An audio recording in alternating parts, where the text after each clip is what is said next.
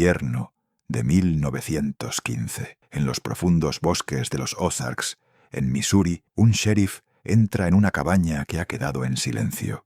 Las camas están cuidadosamente hechas. Una taza de té medio llena se ha congelado por completo en la mesa. Robert y Mary Caldwell no se encuentran por ninguna parte, pero su hija de 12 años permanece sentada en un escritorio en una habitación inusualmente cálida, con las manos ennegrecidas por la tinta, las paredes y los muebles cubiertos de ecuaciones que nadie en el condado podía entender. A partir de ese momento, Clara Caldwell ya no sería mencionada como una niña. Profesores viajaron de un estado a otro para examinar sus cuadernos. La prensa la bautizó como la Niña Milagro de Missouri, y tras bastidores, funcionarios del gobierno llegaron con sus propias preguntas. Sin embargo, cuanto más escribía Clara, más se deterioraba su cuerpo. Dolores de cabeza, hemorragias nasales, su piel bajando de temperatura como si su propio calor estuviera siendo succionado. Lo que comenzó como asombro pronto se convirtió en pavor. Una niña produciendo matemáticas con décadas de adelanto. Una familia que simplemente había desaparecido. Y una línea encontrada años después, en los márgenes de su trabajo. El saber quiere salir. Esta es la historia de Clara Caldwell, la niña genio que la ciencia no pudo explicar. Antes de empezar, deja un comentario con tu país y la hora exacta en que estás escuchando. Es una forma de marcar cuándo y dónde llegan estas cuentas olvidadas, a través de fronteras, a través de horas, a través de vidas. Suscríbete a The Seventh Mark para seguir estas historias enterradas y relatos prohibidos, para que no se desvanezcan también en el silencio. La mañana del 18 de diciembre de 1915, el sheriff Thomas Lawson partió del pueblo de Eminence a caballo, siguiendo el camino nevado hacia la cresta sobre el río Jacks Fork. 2 semanas de silencio de la granja de los Caldwell habían despertado inquietud entre los vecinos.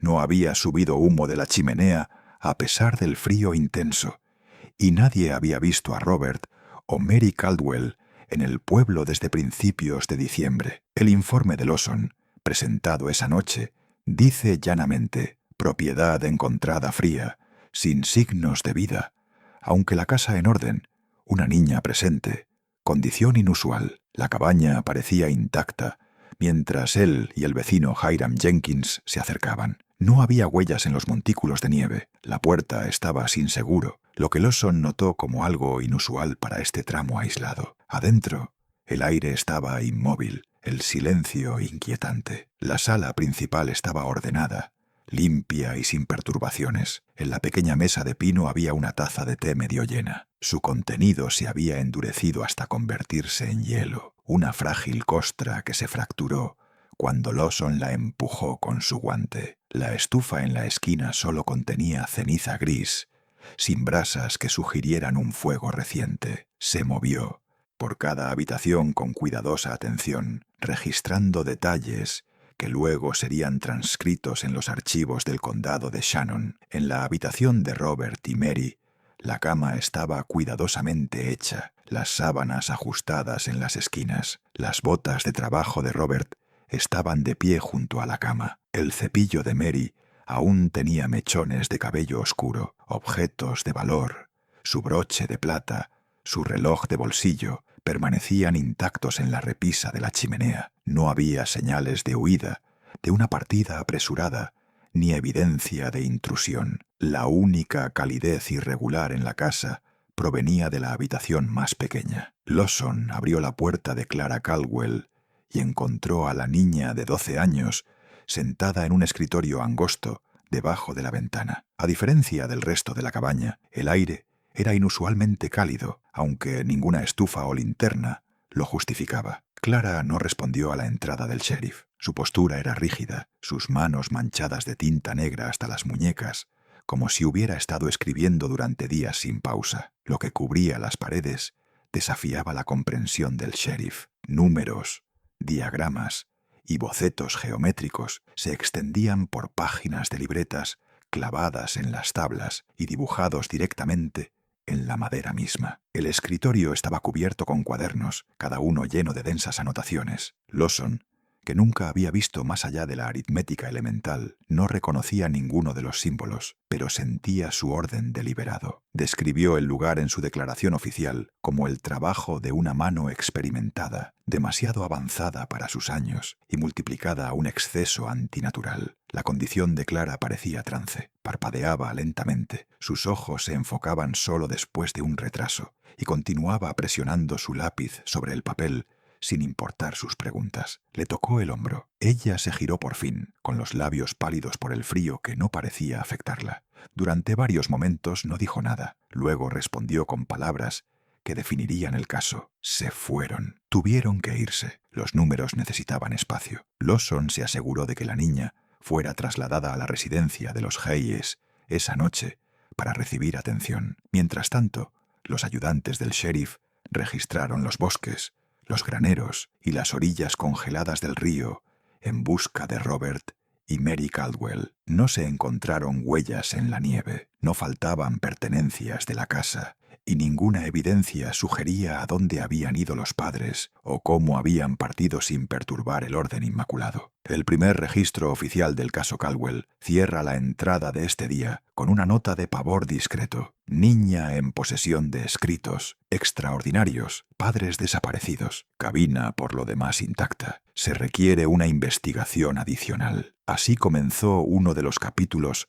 más desconcertantes en la historia del condado de Shannon, donde el silencio de una cabaña de 1900 invierno reveló no solo una desaparición, sino una niña superada por un conocimiento que parecía llegar de la nada, dejando atrás el escalofriante enigma. Tuvieron que irse. Los números necesitaban espacio. En los días inmediatamente posteriores a su descubrimiento, Clara Caldwell fue llevada a la casa del doctor William Hayes, el médico del pueblo de Eminence. Su residencia, una modesta casa de madera en Main Street, se convirtió en la primera etapa de observación. Los registros del condado conservan las notas oficiales de Hayes, mientras que su esposa, Judith, mantuvo un diario privado. Juntos, estos documentos proporcionan un retrato de esos inquietantes primeros días, cuando Clara fue sacada de la cabaña silenciosa y puesta bajo cuidado. El doctor Hayes registró que la niña no mostraba angustia por la ausencia de sus padres. En cambio, parecía indiferente, como si el asunto se hubiera resuelto internamente. La paciente no muestra preguntas sobre el padre o la madre, escribió, y no muestra reacción emocional cuando se le pregunta sobre su paradero. Cuando se le daba comida, comía sin expresión, masticando lentamente, tragando, luego volviendo inmediatamente a su escritura. Bebía agua solo cuando se le ofrecía. El médico notó su pulso y temperatura como normales, pero su comportamiento desconectado, mecánico. El diario de la señora Hayes, conservado en los archivos del condado, capturó lo que las notas oficiales no pudieron. 20 de diciembre de 1915. Clara llenó 4 libretas escolares antes de la cena. Cuando no quedaba papel, arrancó páginas del almanaque médico de William. La encontré marcando el papel tapiz con las puntas de los dedos entintadas. Parece incapaz de detenerse, incluso cuando sus ojos se cierran por el agotamiento. Es como ver una herida que no se coagula. La casa pronto se vio abrumada por la compulsión de la niña. Las superficies desaparecieron bajo ecuaciones garabateadas, triángulos, espirales y densos grupos de símbolos. Llenaba libreta tras libreta con flujos ininterrumpidos de números, haciendo una pausa solo cuando su lápiz se rompía. Por la noche, cuando otros dormían, se podía escuchar el débil rasguño de su pluma desde la habitación de invitados. En un relato, la señora Hayes describió haberse despertado y encontrar a Clara de rodillas junto al hogar, inscribiendo figuras en la ceniza con sus dedos. Los visitantes venían en silencio para ver a la prodigio. Los vecinos que una vez la conocieron como una tímida colegiala, ahora la veían reducida a un instrumento para la transcripción implacable. Algunos se encogieron de hombros ante la vista, otros susurraban de posesión. La maestra de escuela local, la señorita Ella Lanner Bittman, confirmó que solo unas semanas antes Clara había tenido problemas con la división larga. Ahora, la niña escribía fórmulas que nadie en el condado podía descifrar. El sheriff, que pasaba por allí a diario, trajo una pila nueva de 1900 cuadernos en la tercera noche. En 24 horas, Clara había llenado casi todos. Cuando se le preguntó dónde había aprendido tales cosas, lo miró fijamente. No las aprendí, simplemente están ahí. El doctor Hayes intentó interrumpir su escritura, retirando sus papeles por un solo día. El resultado lo inquietó. Clara se agitó visiblemente, deambulando por la habitación, presionando sus manos manchadas de tinta contra las paredes, hasta que dejaron manchas. Se negó a comer, murmuraba para sí misma, y arañaba el cajón cerrado con llave, donde se habían colocado sus cuadernos. Al anochecer, Hayes le devolvió sus materiales, temiendo un colapso. Clara se sentó de inmediato, reanudó su trabajo y no se detuvo hasta el amanecer. Judith Hayes escribió sobre el costo que tuvo para el hogar. 22 de diciembre de 1915. La niña come solo si le pongo el plato delante. No me da las gracias ni me mira. Es como si ya no nos viera en absoluto. Los papeles se apilan y ella sigue escribiendo. Sus dedos están agrietados con tinta y, sin embargo, no muestra dolor. No creo que pueda parar, incluso si quisiera. Para el cuarto día, la noticia de la extraña habilidad de Clara había llegado más allá del condado de Shannon. Un colega de Hayes en Columbia transmitió la historia a la Universidad de Missouri, donde el profesor James Morgan, un matemático con interés en los prodigios, accedió a viajar al sur. Su carta de intención, fechada el 23 de diciembre de 1915, prometía un reexamen preliminar de los escritos de la niña para determinar su legitimidad. Esa noche, el hogar de los Hayes se sentó bajo el peso de la inquietud. Las paredes llevaban las ecuaciones de Clara como enredaderas trepadoras, extendiéndose del papel al yeso, del yeso a las tablas del piso. La casa olía a tinta y queroseno. La señora Hayes registró su nota final de la semana. La niña no levantará la vista, no preguntará por sus padres.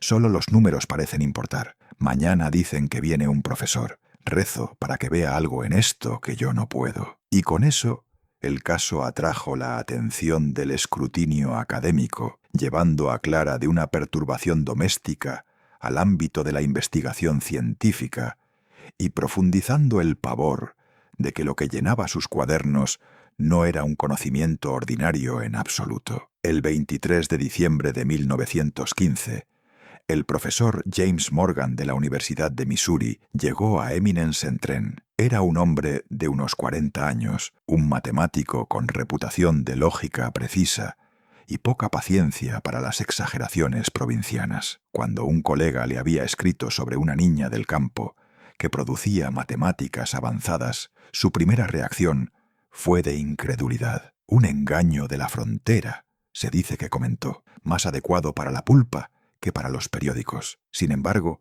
la curiosidad, teñida con la promesa de distinción académica, lo trajo al condado de Shannon. La casa de los Hayes se había transformado en menos de una semana.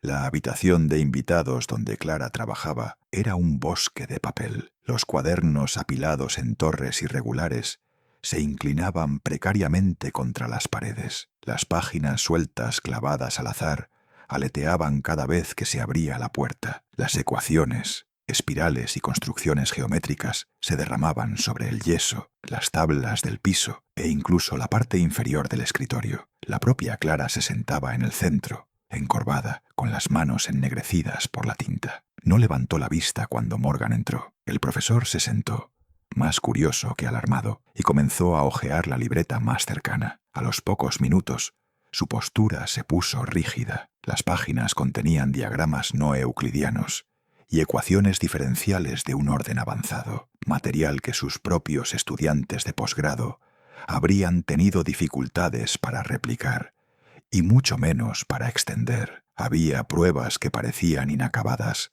pero contenían ideas que nadie había articulado. Más inquietante aún, varias páginas describían lo que parecían ser extensiones de la física contemporánea, cálculos sobre curvatura y vibración escritos como si fueran verdades evidentes. Morgan pasó 3 días en Eminence, dividiendo su tiempo entre los escritos de Clara y la correspondencia apresurada a Columbia. En una carta a su jefe de departamento, conservada en los archivos de la universidad, escribió: «Confieso que nunca he visto algo así. Esta niña ha producido material que desafiaría a las facultades de un matemático entrenado. Ella no opera por memoria, sino como si habitara los principios mismos. No sé si llamar a esto genio o algo completamente diferente. Solicitó que se enviaran discretamente páginas adicionales a colegas de confianza para su revisión. Las respuestas, conservadas solo en fragmentos,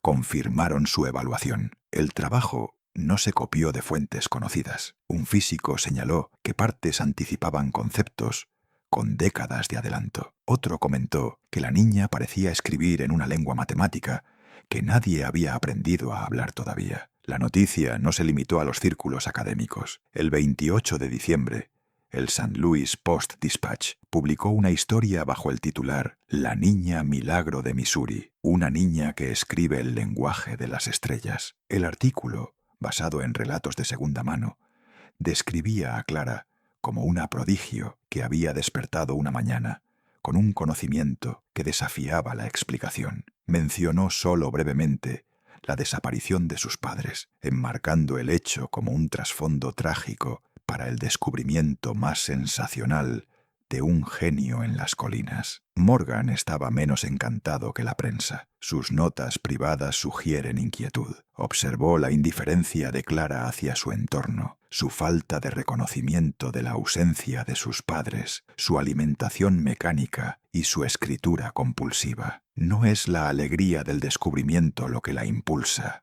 registró. Es la compulsión. El trabajo avanza sin pausa, como si fuera dictado por alguna necesidad invisible. Al final de su estancia, Morgan ya no creía que el hogar de los Hayes fuera adecuado para el cuidado de Clara. Presionó al sheriff Lawson y al doctor Hayes para que la transfirieran a una instalación equipada para el estudio y la supervisión. Su carta a la Junta Estatal fue contundente. La condición de la niña representa un fenómeno que va más allá del alcance de la tutela doméstica.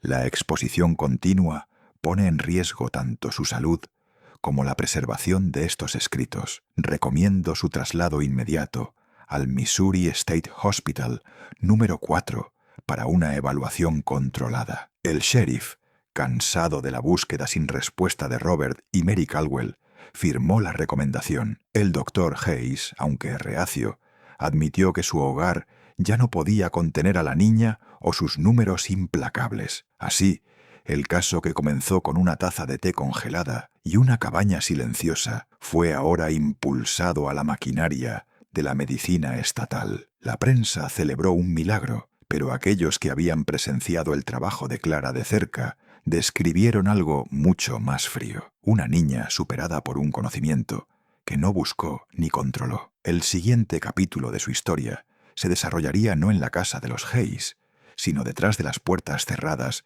de una institución que prometía estudio y tal vez contención. El 12 de enero de 1916, Clara Caldwell fue entregada al Missouri State Hospital número 4 en Farmington, después de un viaje de 2 días en carreta y tren. Las notas del escolta del sheriff Lawson la describieron como dócil, tranquila, escribiendo cada vez que se le permitía, llenando página tras página, incluso mientras el tren traqueteaba por el campo congelado. El hospital, un nuevo complejo de ladrillo construido en 1903, era considerado progresista para su época. Sin embargo, los registros de esos primeros meses revelan no progreso, sino el comienzo de un declive. Clara fue puesta bajo la supervisión directa de la doctora L.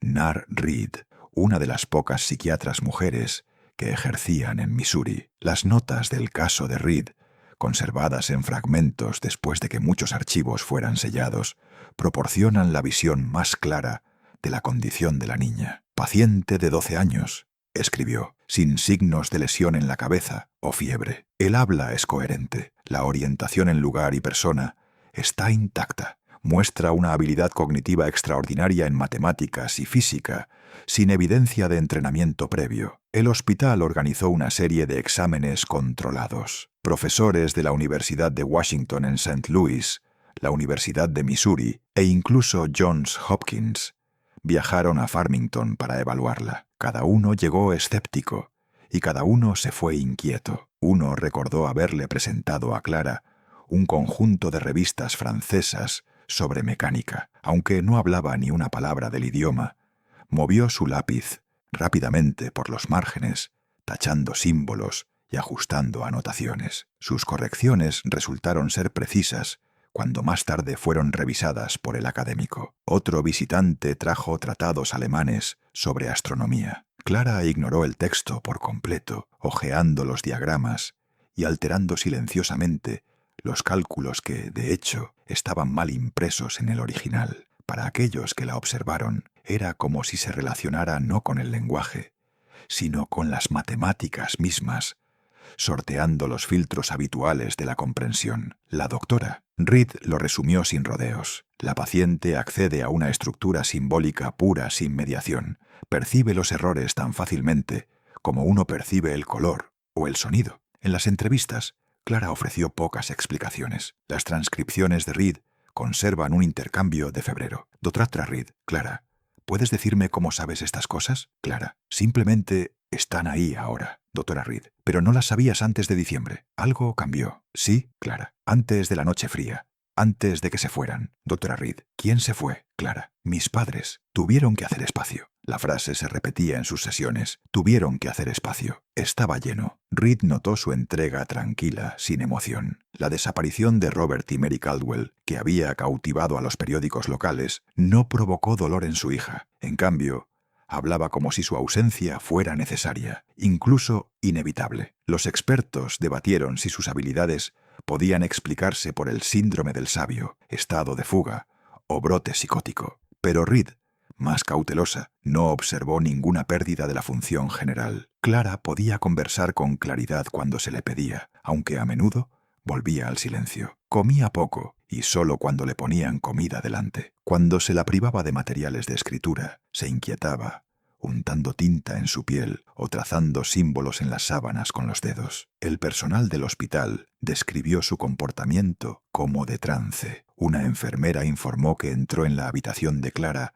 a altas horas de la noche para encontrarla de pie junto a la ventana, dibujando patrones en la condensación de su propia respiración, susurrando números. Otro relato señaló que durante largos períodos de escritura, su mano nunca parecía vacilar. Su lápiz se movía con una constancia mecánica, como si fuera guiado desde otro lugar. Para marzo, los informes de la doctora Reed comenzaron a incluir notas de tensión física, dolores de cabeza, palidez y hemorragias nasales ocasionales después de cálculos prolongados. Su peso mostraba un declive temprano, a pesar de la dieta supervisada. Lo más preocupante para Reed era la indiferencia de Clara hacia su propio cuerpo. La paciente nota la incomodidad, pero no desiste, persiste hasta el colapso. El impulso cognitivo supera la autopreservación. El resumen mensual oficial se cerró con un lenguaje que equilibraba el asombro con la inquietud.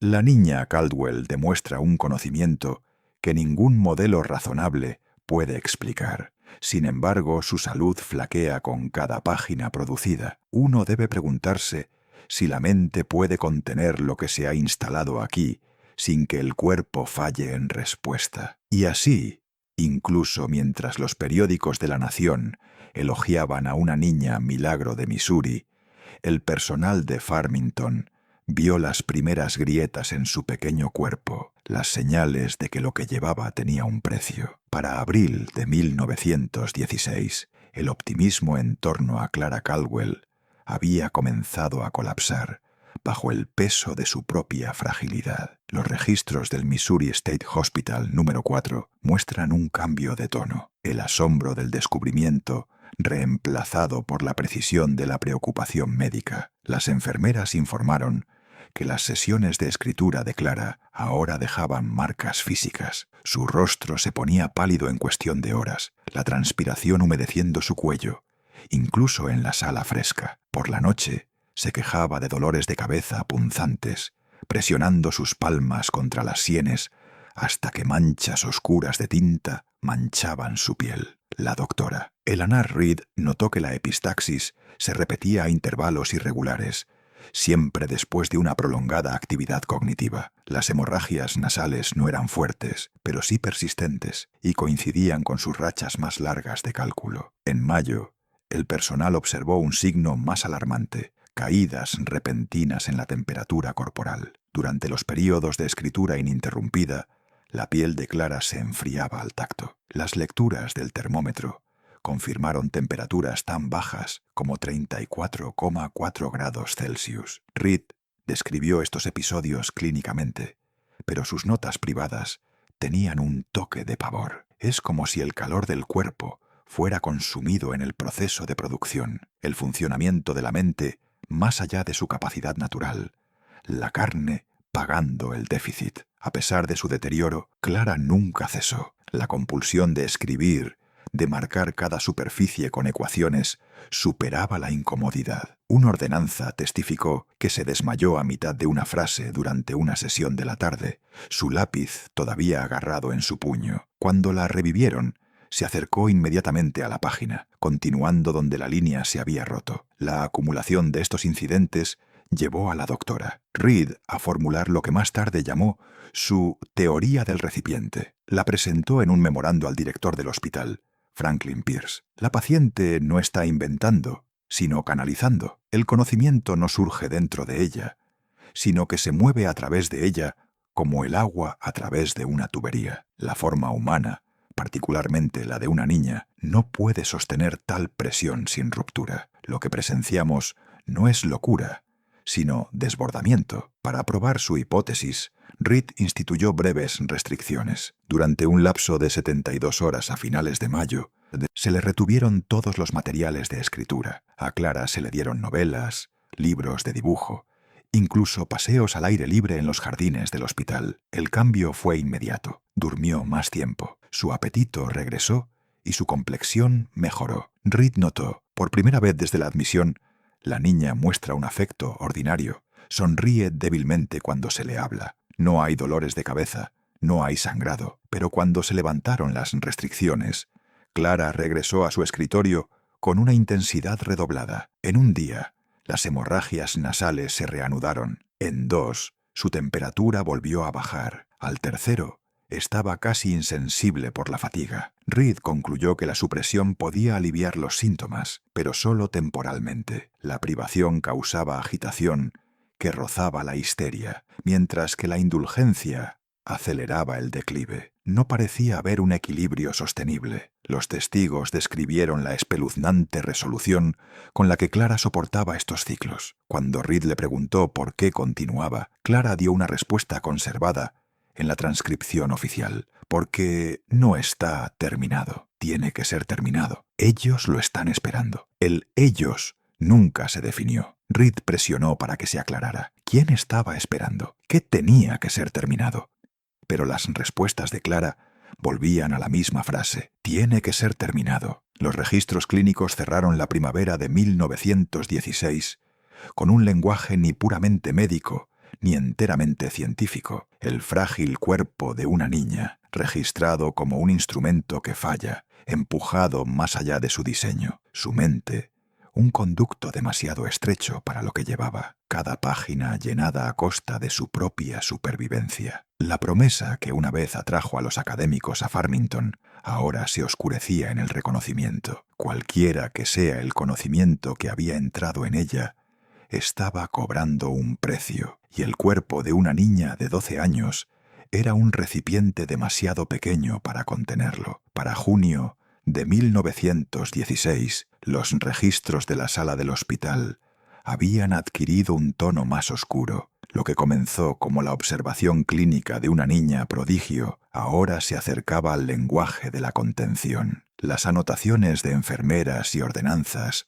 revelan noches perturbadas por susurros, idiomas no reconocidos, y la inquietante impresión de que Clara Caldwell no estaba sola en su habitación. El registro más detallado proviene de la enfermera Martha Cunningham, cuya entrada fechada el 14 de junio sobrevive en una transcripción parcial. Revisé a la paciente C. a las 2:15 de la mañana, después de escuchar voces. Escribió: la encontré sentada en la cama.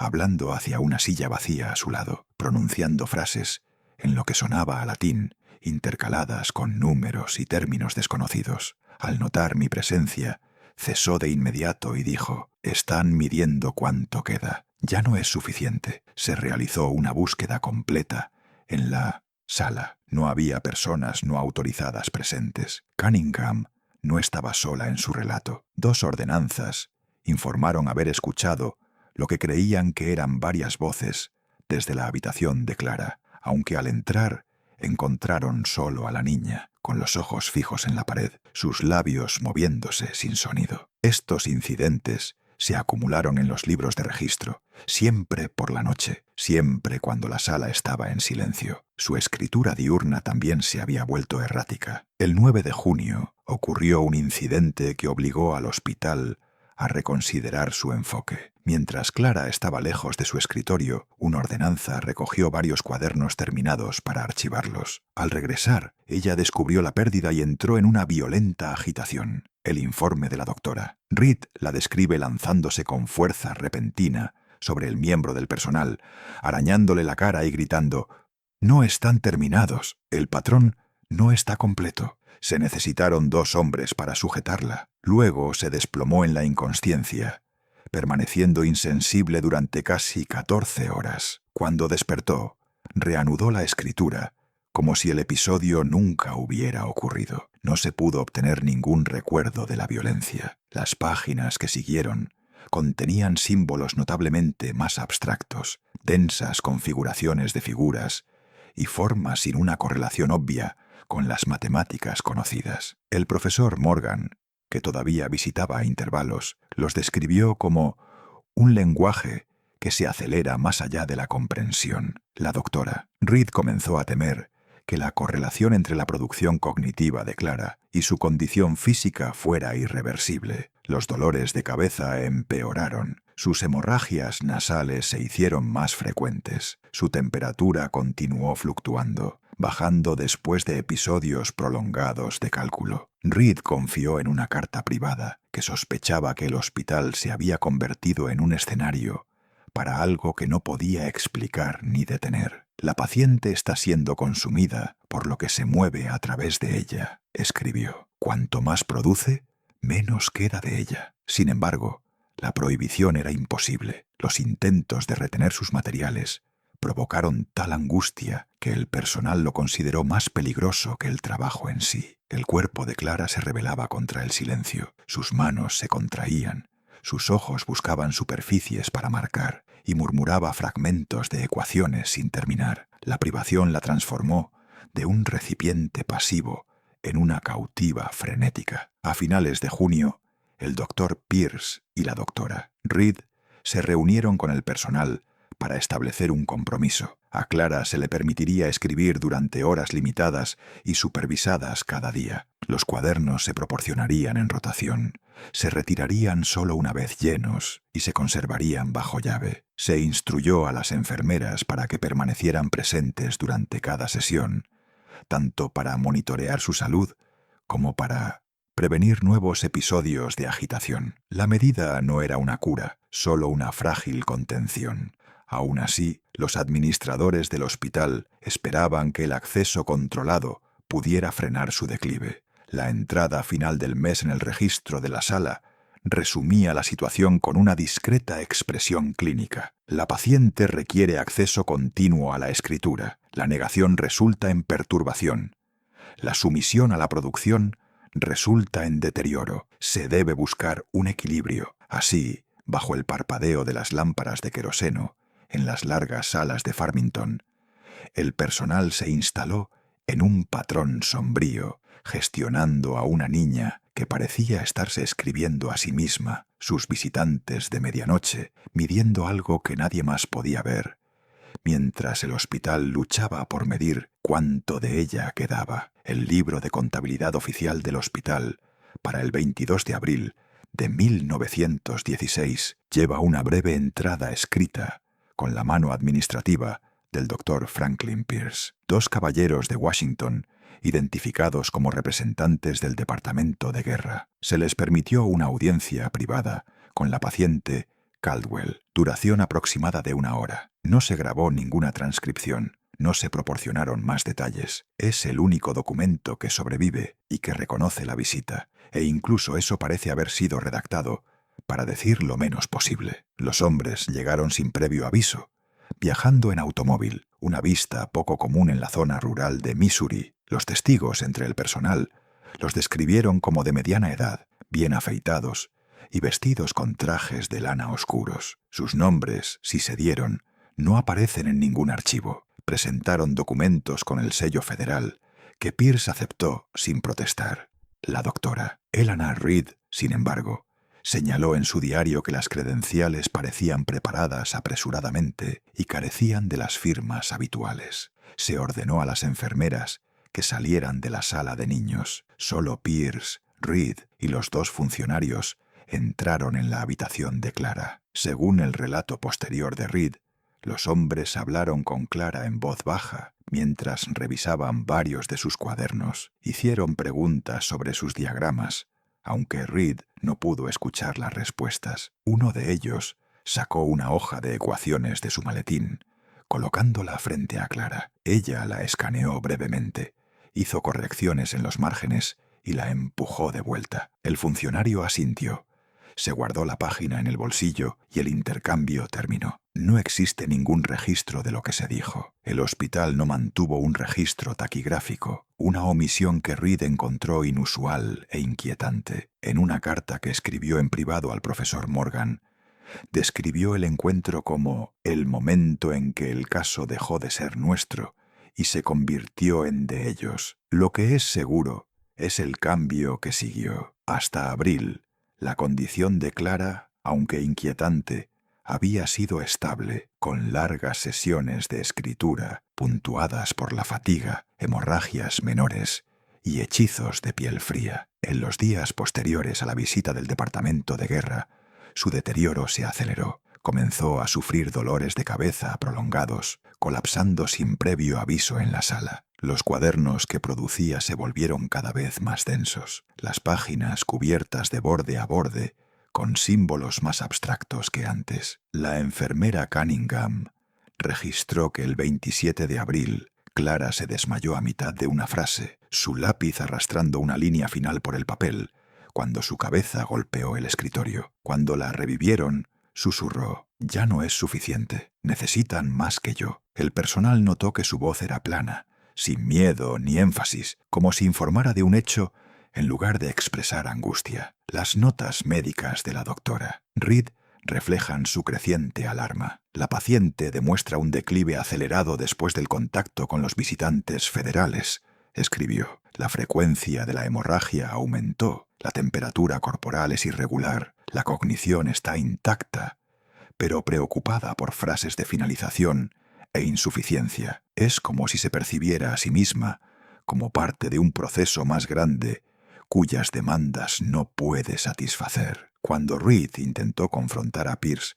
sobre los peligros de una mayor interferencia externa, lo encontró evasivo. Insistió en que el hospital debía cumplir con la autoridad federal, que la negativa podría traer censura. Reed registró en privado su sospecha de que Pierce había sido advertido, si no amenazado, para que cooperara. A principios de mayo, el personal observó que Clara ya no podía sostener más que breves sesiones de escritura sin colapsar en el sueño. Sin embargo, incluso inconsciente, sus manos se contraían contra las mantas, como si trazara líneas invisibles. Hablaba en voz alta en ocasiones, murmurando fragmentos de números o frases en la misma extraña mezcla de latín y aritmética que Cunningham había reportado antes. La sombra de Washington ahora se cernía sobre el caso. Los cuadernos, una vez conservados en los archivos del hospital, comenzaron a desaparecer. Los volúmenes completos fueron recogidos por Pierce y colocados bajo llave, y varios fueron retirados posteriormente para su revisión federal. Cuando Reed preguntó, se le dijo simplemente que el asunto estaba clasificado. Los registros oficiales de abril y mayo se volvieron más escuetos, despojados de detalles, mientras que las notas privadas de Reed se volvían más nítidas, más insistentes. «Esta niña está siendo consumida», escribió. Su declive se aceleró no solo por su propia compulsión, sino por la demanda externa. Esos hombres le quitaron algo y dejaron una ausencia que ella no puede llenar. Para junio, Clara ya no era la tranquila niña manchada de tinta que se observó por primera vez en Eminence, sino una figura pálida y vacilante cuyo cuerpo fallaba, incluso mientras su lápiz se rascaba. Lo que sea que los hombres del Departamento de Guerra hubieran buscado, parecieron habérselo llevado, dejando a Clara solo con el colapso y la presión del trabajo sin terminar. El escenario estaba preparado para la siguiente intrusión, la llegada de un supuesto miembro de la familia que sacaría a Clara de Farmington por completo y la llevaría a una oscuridad aún más profunda. El 7 de septiembre de 1916, el Missouri State Hospital número 4 registró la llegada de una mujer que se identificó como Elizabeth Caldwell, de 40 años, de Springfield, Illinois. Afirmó ser la hermana de Robert Caldwell y, por lo tanto, la tía paterna de Clara. El archivo administrativo la describe como bien vestida, educada y serena. Presentó cartas supuestamente intercambiadas con Robert, varias fotografías familiares y documentos legales que establecían la tutela. El director del hospital, el doctor Franklin Pierce, aceptó estos papeles al pie de la letra, pero la doctora Alan R. Reed, que había vivido con el caso durante 9 meses, albergaba dudas inmediatas. En su diario privado, describió a la visitante como convincente, pero inquietantemente ensayada. Reed notó que los documentos eran demasiado nuevos, su tinta no estaba envejecida, como era de esperar de la correspondencia de varios años. Aún así, en el clima de creciente escrutinio federal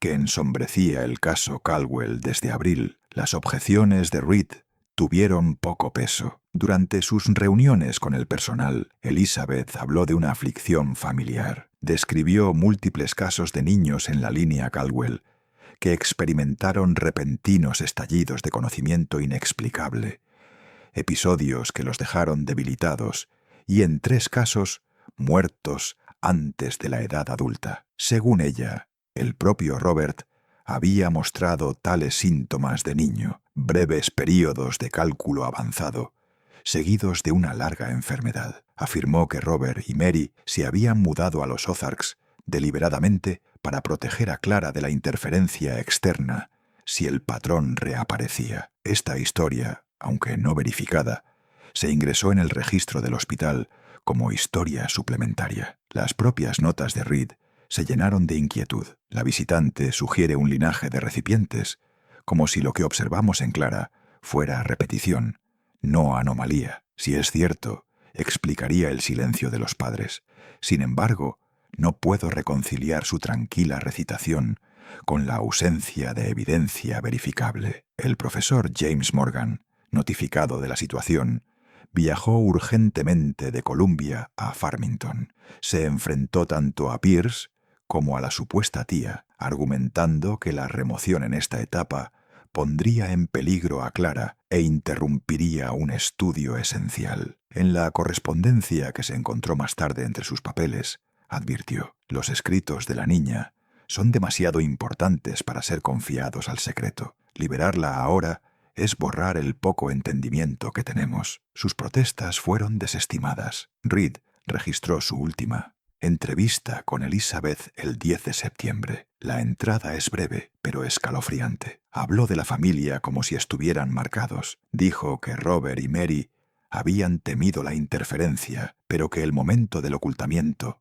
había terminado. Afirmó que Clara estaba a punto de completar algo aún no entendido. Cuando la presioné, se limitó a sonreír y no ofreció más. Salí de la reunión con la clara impresión de que era menos pariente que custodio. El 12 de septiembre de 1916, los registros del hospital confirman la liberación de Clara bajo la custodia de su tía. Un automóvil, raro en Farmington en ese momento, se las llevó. El informe oficial firmado por Pierce enfatizó la legitimidad de la documentación y la promesa de una supervisión médica continua por parte de un médico en Springfield, llamado Dr. Thomas Blackwood. Sin embargo, nunca se encontraría rastro ni de la dirección ni del médico. En los años siguientes, la investigación del profesor Morgan reveló que Robert Caldwell no tenía una hermana llamada Elizabeth, ni existía tal doctor. Blackwood, en los registros de Illinois, las fotografías que ella había presentado como prueba en Farmington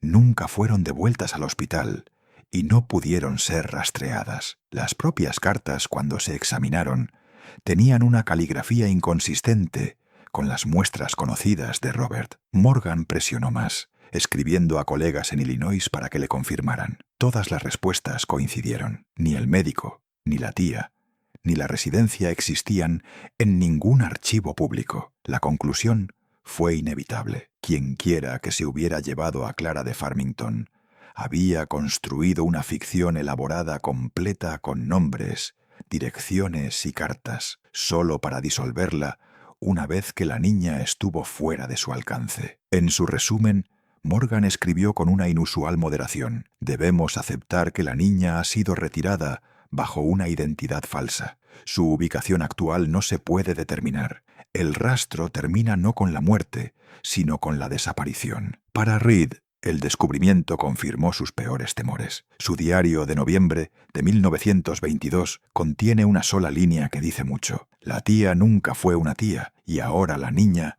no está en ninguna parte». Después de eso, el registro queda en silencio. No llegaron más cartas al hospital. No se informó de avistamientos en el condado de Shannon. Clara, cuyos escritos una vez llenaron cuadernos con una urgencia implacable, se desvaneció en una ausencia tan completa como la desaparición de sus padres el invierno anterior. El caso Caldwell, tan ruidoso con números y lleno de papeles, ahora entró en su silencio más largo. Durante casi 2 décadas, el rastro permaneció inactivo, conservado solo en fragmentos de correspondencia y en los recuerdos de aquellos que habían presenciado a una niña de 12 años canalizando un conocimiento que no podía contener. No sería hasta 1938 cuando un investigador que examinaba los restos de los papeles del profesor Morgan tropezó con los viejos archivos que el nombre Clara Caldwell resurgió de nuevo, esta vez en relación con una mujer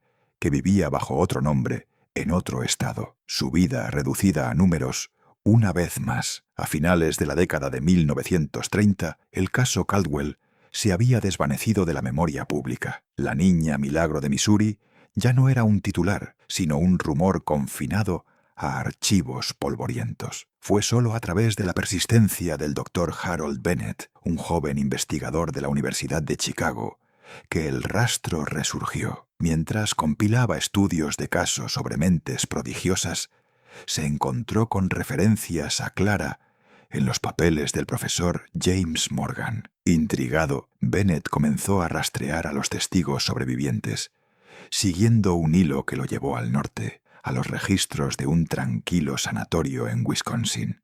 La institución, apartada del camino en densos bosques de pinos, era típica de su época. Alas de ladrillo, ventanas enrejadas y un personal sobrecargado por la rutina de gestionar a los pacientes crónicos. Allí, Bennett fue presentado a una mujer que había sido ingresada en 1924. Su expediente la identificaba solo como Jane Doe. La parte que la ingresó, según los registros del hospital, era una mujer de mediana edad, de nombre no revelado, que había pagado 10 años de honorarios por adelantado y desaparecido. La médica a cargo, la doctora Ruth Crawford, recordó la inusual admisión. La paciente fue presentada como una pariente que había sufrido un colapso nervioso después de la muerte de sus padres. No se proporcionaron documentos. A partir de entonces, ninguna familia la visitó. Llegó en silencio, sin llevar nada más que una pequeña maleta de ropa, y desde el primer día comenzó a escribir. Jane Doe había permanecido en el mismo estado durante 14 años. No hablaba con nadie, respondía mínimamente a las preguntas y pasaba sus días llenando cuadernos con símbolos densos e ilegibles. Al principio, el personal recogió y almacenó estos escritos, con la esperanza de que pudieran revelar pistas de diagnóstico. A finales de la década de 1920, el esfuerzo fue abandonado. Las páginas se apilaron en cajas, luego en armarios, hasta que se convirtieron en parte del ruido de fondo de la institución, otro comportamiento inexplicable de un paciente, tolerado en lugar de entendido. Cuando Bennett examinó el material, reconoció algo diferente. Las ecuaciones tenían un linaje directo con los fragmentos conservados de la infancia de Clara. No eran una mera repetición, sino una continuación, las mismas formas, espirales y fórmulas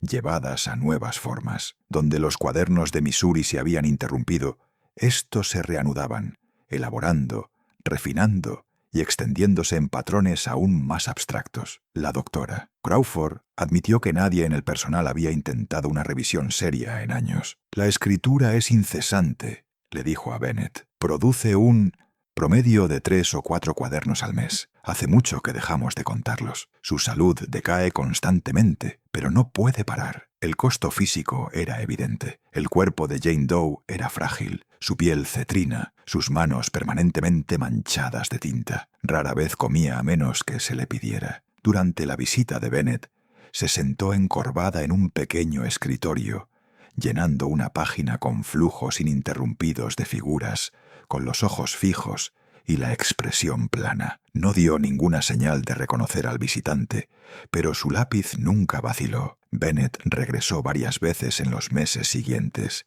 y cada visita profundizó su convicción.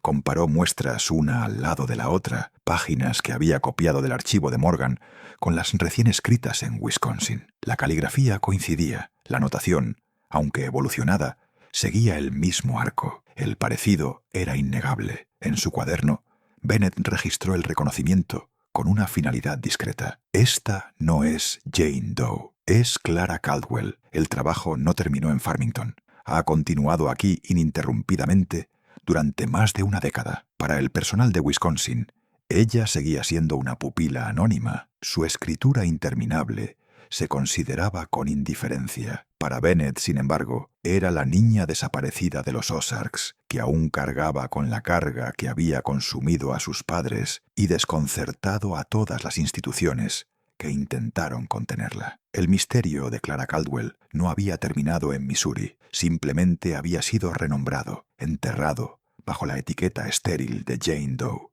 Y en los tranquilos pasillos de ese sanatorio del norte, rodeada de pilas de cuadernos descuidados, la niña que una vez le dijo al sheriff Lawson que los números necesitaban espacio, seguía escribiendo, aún dándoles espacio, incluso mientras su cuerpo cedía bajo la tensión. El doctor Harold Bennett había hecho media docena de viajes al sanatorio de Wisconsin entre 1938 y el invierno de 1940. Cada visita era muy similar. Llegaba para encontrar a la mujer conocida como Jane Doe en su escritorio, encorvada sobre un cuaderno, el sonido de los lápices rascando el papel constante e ininterrumpido.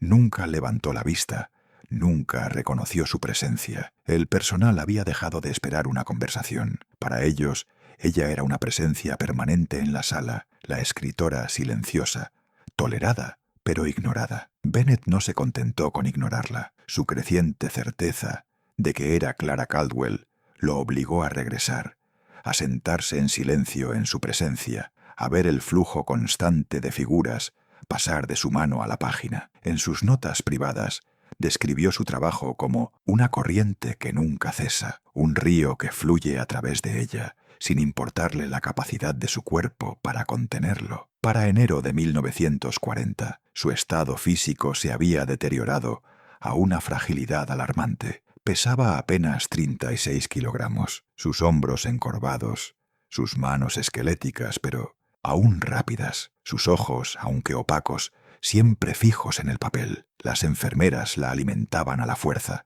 dándole sopa con una cuchara, mientras ella continuaba escribiendo. Bennett presionó a la doctora Crawford sobre los riesgos, pero ella respondió con resignación.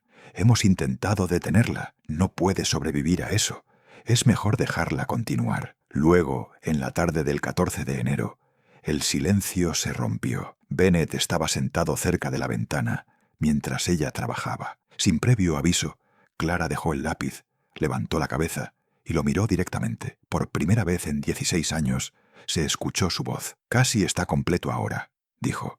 sus palabras planas pero claras. Vienen a buscarlo pronto. Bennett registró el momento con precisión clínica. Notó la firmeza de su tono, la ausencia de emoción, la claridad de la articulación. El personal corroboró el evento más tarde, aunque ninguno pudo explicarlo. Cuando Bennett intentó interrogarla, ella regresó a su escritura, como si el esfuerzo de hablar hubiera sido suficiente en sí mismo. 3 días después, en la mañana del 17 de enero de 1940, la encontraron muerta. La enfermera de la sala la descubrió sentada en el mismo escritorio, con la cabeza inclinada, el bolígrafo aún en la mano. Una página nueva yacía ante ella, llena de borde a borde, con densas anotaciones. Parecía haber completado la última línea momentos antes de la muerte. El informe oficial de la doctora Crawford dio la causa como insuficiencia cardíaca. Ella notó las circunstancias con una discreta inquietud.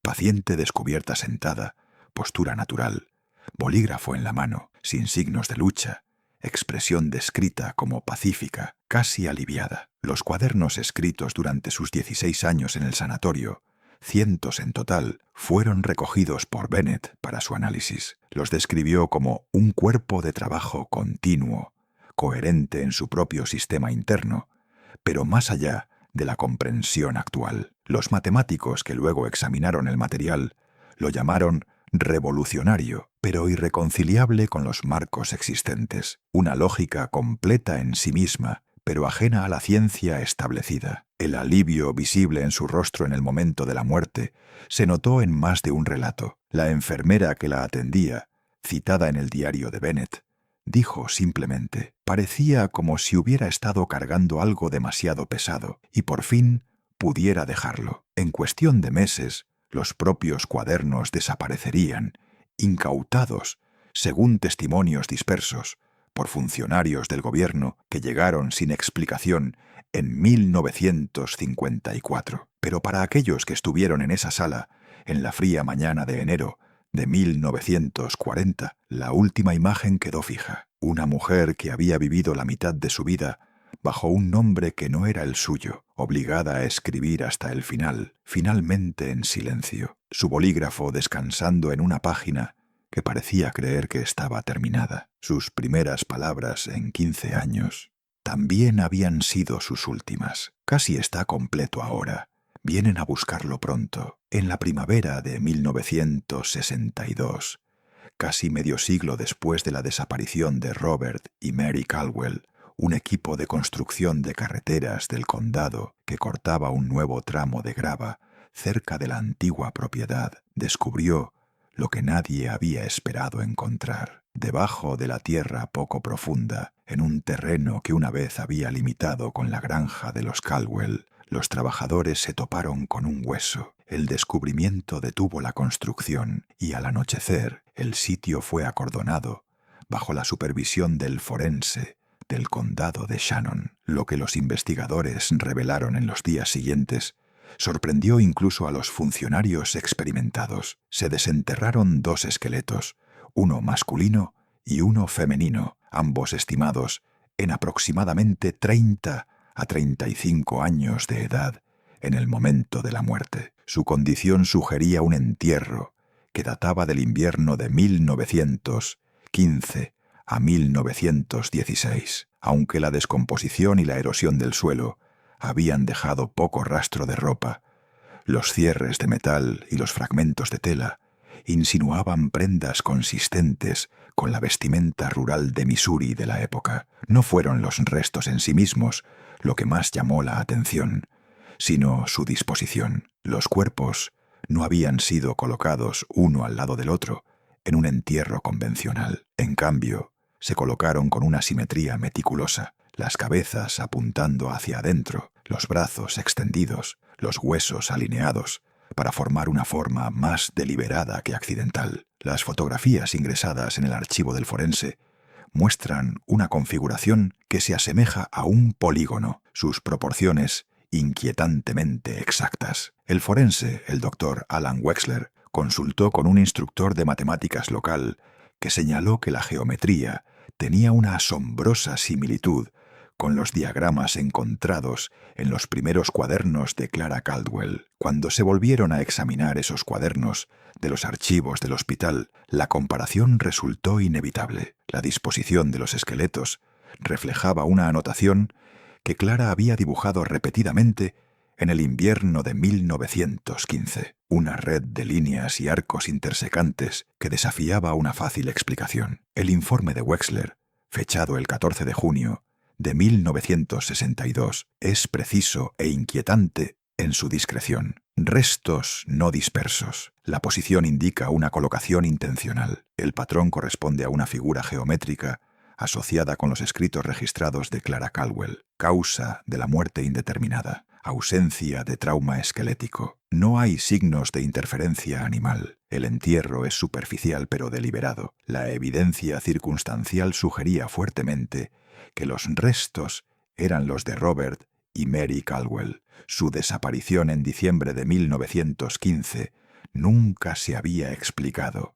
y ninguna otra pareja de edad similar fue reportada como desaparecida de la región durante ese período. Sin embargo, sin registros dentales o identificación verificable, no se pudo lograr la certeza. Oficialmente, siguieron siendo adultos no identificados, relación probable con el caso Caldwell. El descubrimiento reavivó los susurros de lo que había sucedido en esa cabaña. Los periódicos publicaron historias breves, aunque despojadas del detalle más inquietante. Los relatos locales solo señalaron que se habían encontrado restos humanos que se creía que eran de los padres Caldwell desaparecidos y que habían sido enterrados. La disposición geométrica señalada en el informe del forense y conservada en fotografías fue omitida de la publicación pública. El profesor Morgan había muerto hacía mucho tiempo y la doctora Reed había fallecido solo unos meses antes. Aquellos que una vez lucharon por comprender las habilidades de Clara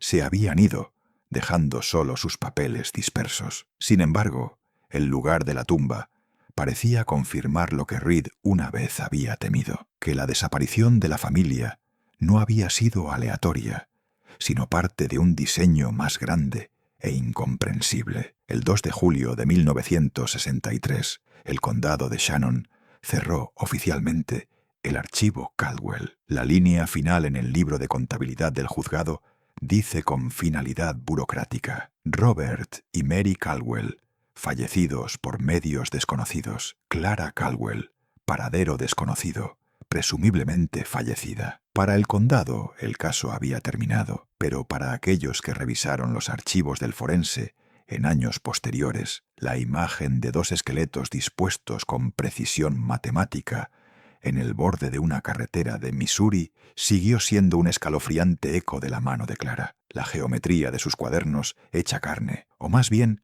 hecha tumba. El silencio de la cabaña en 1915 había dejado un misterio. La tierra de 1962 devolvió los cuerpos, pero no las respuestas. La historia de Clara Caldwell no la consumió solo a ella. Aquellos que intentaron medirla, que se colocaron demasiado cerca de sus escritos, se encontraron alterados de maneras que los registros describen solo de forma oblicua. Para mediados de la década de 1920, tanto la doctora Alana Reed como el profesor James Morgan habían comenzado a mostrar signos del mismo declive que una vez documentaron. Sus vidas profesionales, una vez precisas y prometedoras, se inclinaron lentamente hacia la ruina. La renuncia de la doctora Reed del Missouri State Hospital, número 4 en 1924, se explicó oficialmente como agotamiento. El memorándum interno presentado por el director Franklin Pierce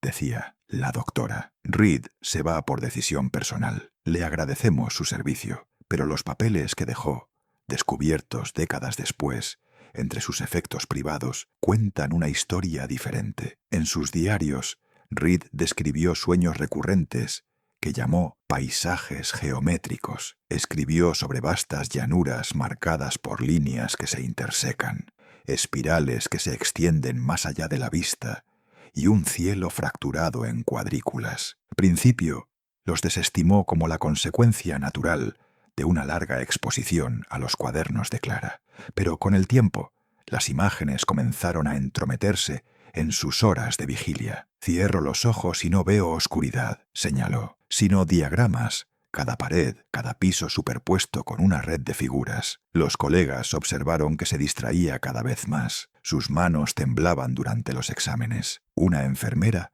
recordó haberla encontrado en la sala a altas horas de la noche, trazando patrones en la condensación de las ventanas, al igual que Clara lo había hecho una vez. Para 1923, su salud había declinado. Pérdida de apetito, caídas repentinas de temperatura, hemorragias nasales, que reflejaban las que había registrado en Clara. Temiendo un colapso, se retiró del hospital. Sus últimos años los pasó en un aislamiento casi total. Cuando murió en 1962, el forense solo registró causas naturales, pero la entrada de su diario privado de la semana anterior llevaba un eco de la voz de Clara. «Casi está completo ahora, aunque soy una nulidad para quien debía terminarlo». La trayectoria del profesor James Morgan no fue menos inquietante. Después de la salida de Clara de Farmington en 1916, nunca abandonó el caso. Se carteó con Reed, siguió el rastro hasta Springfield y fue el primero en darse cuenta de que la identidad de la tía era falsa. A partir de ese momento, su vida se redujo. Comenzó a publicar artículos que se apoyaban menos en las matemáticas convencionales y más en las extrañas anotaciones encontradas en el trabajo de Clara. Sus colegas desestimaron estos esfuerzos como excentricidad. Una reseña en el Journal of Pure Mathematics se refirió a su artículo de 1929 como historias de fantasmas matemáticas, una frase que lo seguiría hasta su muerte. La financiación se agotó. Las invitaciones a conferencias cesaron. Para la década de 1930, las conferencias de Morgan atraían solo a un puñado de estudiantes, muchos asistiendo por curiosidad, para escuchar lo que algunos llamaban el profeta de los números. Su manuscrito final, no publicado en vida, pero encontrado en su archivo personal, intentó construir un marco que llamó Matemáticas de Translatis. Las páginas están llenas de bocetos que se asemejan mucho a las disposiciones geométricas que se encontraron más tarde en la tumba de Caldwell en 1962. En el margen de un borrador, garabateó: «Su trabajo continúa, lo reconozcamos o no. Somos fragmentos de una notación mayor». Morgan murió en 1948 solo en su estudio, rodeado de pilas de cuadernos copiados de Clara. La universidad registró su fallecimiento con formalidad rutinaria. Sus papeles, considerados insalvables para fines académicos, fueron empaquetados y almacenados en los archivos hasta que fueron redescubiertos décadas después por Bennett y otros. Entre la renuncia de Reed y el despido de Morgan, dos de los observadores más dedicados de Clara se quedaron en silencio. Ambos habían entrado en el caso como profesionales, una psiquiatra, el otro un matemático. Ambos terminaron consumidos no por la propia Clara, sino por el residuo de su conocimiento. Lo que ella llevaba lo vislumbraron, y en ese atisbo sus propios recipientes resultaron demasiado frágiles.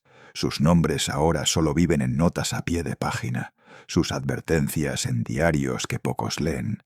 Pero juntos su colapso ilustra lo que el caso Caldwell ya había sugerido. El contacto con los números no dejó a nadie ileso. Reed y Morgan buscaron entender, pero en cambio se convirtieron en evidencia, dos figuras más en la larga ecuación de Clara Caldwell. Incluso después de que la propia Clara se desvaneciera de Missouri, la cabaña donde fue descubierta por primera vez permaneció, una estructura muda en las colinas de los Ozarks, pudriéndose lentamente en el suelo. Para la década de 1920 ya se había convertido en objeto de susurros. Los niños hablaban de la cabaña de los números, un lugar donde las paredes tenían marcas que no se podían borrar. Los granjeros afirmaban que el lugar se sentía inusualmente quieto, que el ganado se encabritaba al cruzar su umbral. Para la década de 1930, los adolescentes locales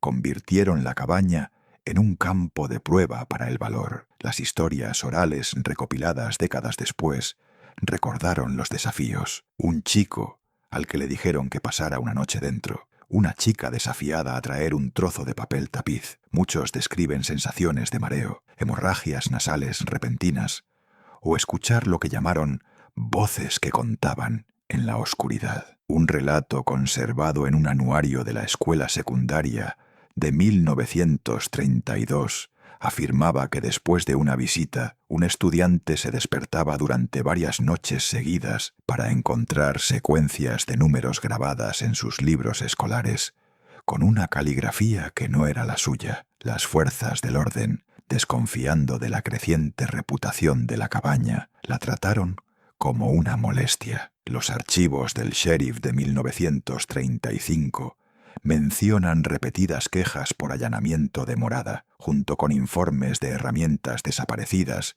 y vandalismo, pero entre las entradas secas hay una nota peculiar. El patrullero informa de una desviación de la aguja de la brújula al acercarse al sitio de Caldwell. El instrumento no es confiable a 100 yardas. No se dio ninguna explicación. La culminación llegó en 1939. Ese verano, después de otra ola de incidentes de allanamiento, el sheriff del condado ordenó que se quemara la cabaña. Las declaraciones de los testigos describieron el fuego como extrañamente resistente. Las llamas se extendieron lentamente a pesar de la madera seca. El humo se elevaba en una columna recta contra el viento. Al anochecer, solo quedaba la base de piedra. Oficialmente, la destrucción tenía la intención de desalentar más reuniones. Extraoficialmente, muchos lugareños creían que era un intento de borrar lo que se quedaba allí. Sin embargo, el fuego no puso fin a la historia. A lo largo de la década de 1940, los cazadores y excursionistas afirmaron que el claro, donde una vez estuvo la cabaña, seguía siendo extraño. Las brújulas giraban, los pequeños fuegos no se encendían, y algunos informaron un brillo en el aire en los días calurosos, como si el calor subiera de líneas invisibles grabadas en el suelo. En 1955, un guardabosques del Servicio Forestal de los Estados Unidos, llamado William Alden, presentó un informe mientras inspeccionaba la zona. Sus palabras, conservadas en forma mecanografiada, se destacan en medio de una documentación, por lo demás rutinaria. Me acerqué a la antigua propiedad de Caldwell. El aire en el lugar parecía ondular a pesar de la temperatura fresca. Experimenté desorientación y náuseas que duraron varios minutos. La aguja de la brújula giró sin detenerse. Partí después de que los síntomas persistieran. Recomiendo que el sitio no se utilice para recreación o tala. El gobierno tomó nota en silencio. 3 años después, en 1958, el Cuerpo de Ingenieros del Ejército estableció una estación de investigación temporal en la cresta cerca del sitio. Los relatos locales recuerdan a hombres uniformados operando equipos de topografía e instalando refugios temporales. Lo que buscaban nunca se explicó públicamente. Para el invierno de ese año, la estación fue abandonada abruptamente, sus estructuras desmanteladas, dejando solo un claro en las historias perdurables. La cabaña misma se había ido, reducida a cenizas mucho antes, pero su ausencia se convirtió en un marcador tan potente como su presencia. Donde una vez las paredes llevaban las ecuaciones de Clara, solo quedaban los contornos, pero la gente que se detenía aún hablaba de números en la mente o patrones detrás de los ojos. Para entonces, el caso Caldwell se había convertido en menos una cuestión de tragedia familiar y más en un topónimo en el folclore rural. Pero detrás del folclore había informes, declaraciones juradas y notas de campo, registros que, leídos juntos, sugieren que el sitio mismo continuó irradiando algo no medido, un residuo de la misma fuerza que una vez había superado a una niña en su escritorio. La destrucción de la cabaña no lo había terminado. El fuego solo había eliminado la estructura. Lo que quedaba era menos tangible, una geometría sin paredes, que persistía en la tierra, la brújula y la memoria, mucho después de que la propia Clara Caldwell hubiera desaparecido. Entre los fragmentos de los escritos de Clara Caldwell, que sobrevivieron a los incendios, las incautaciones y las décadas de desgaste burocrático, una línea ha tenido más peso que todas las ecuaciones combinadas. Garabateada en el margen de un cuaderno, a medio llenar ahora sellado en los archivos estatales, dice: el saber quiere salir. No estaba destinado a ser guardado dentro de algo tan pequeño como una persona. Esa nota en el margen, más que sus interminables espirales de números, ha dado forma a la forma en que los investigadores llegaron a interpretar la vida de Clara, no como la historia de un prodigio, sino como la evidencia de algo que se movía a través de ella. Ella no era el origen, era el recipiente. A finales de la década de 1960, un tranquilo hilo de académicos, que trabajaban en gran parte de forma aislada, comenzó a comparar su trabajo con otras anomalías. Uno fue el doctor Thomas Hargrove, un consultor militar que en 1971 compiló un informe confidencial que hacía una referencia cruzada de los archivos del hospital, los registros policiales y los estudios académicos suprimidos. Su conclusión fue contundente. Clara no era única. Hargrove identificó 17 casos similares en todo el mundo, que abarcan desde la década de 1890 hasta la de 1950. Niños en Rusia, Francia, India y la zona rural de Canadá, todos descritos como ordinarios hasta que repentinas e inexplicables inundaciones de conocimiento los superaron. Cada caso terminó de la misma manera: declive, desaparición o muerte inexplicable. Su informe, desclasificado solo en fragmentos décadas después, señaló que todos los canales eventualmente colapsan bajo la carga. La profesora Miriam Lancaster, una matemática de Oxford, en la década de 1980, revisó la notación superviviente de Clara. Observó que partes de su trabajo anticipaban campos enteros que no existirían hasta la física de mediados del siglo XX, teorías de la entropía de la información, aspectos de la comunicación cuántica y similitudes estructurales con los primeros algoritmos de descifrado de códigos. Es como si su mano estuviera décadas por delante de su siglo, escribió.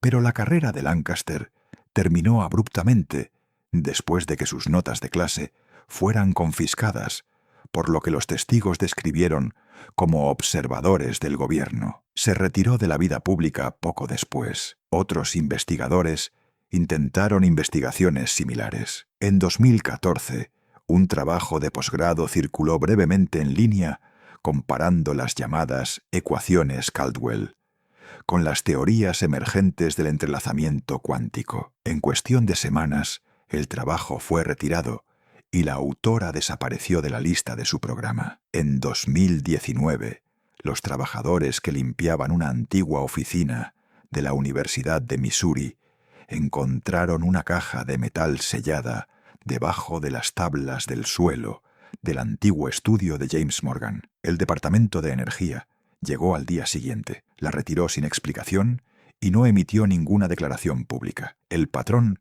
se ha repetido durante un siglo: descubrimiento, asombro, supresión, desaparición. Cada vez el caso de Clara se vuelve menos visible hasta que solo quedan fragmentos. El primer informe del sheriff Lawson, los diarios de la doctora Reed, el desacreditado trabajo final de Morgan, el reconocimiento de Bennett en Wisconsin y esa única línea en el margen de un cuaderno escrito por una niña cuyo cuerpo falló bajo el peso de lo que se derramó a través de ella.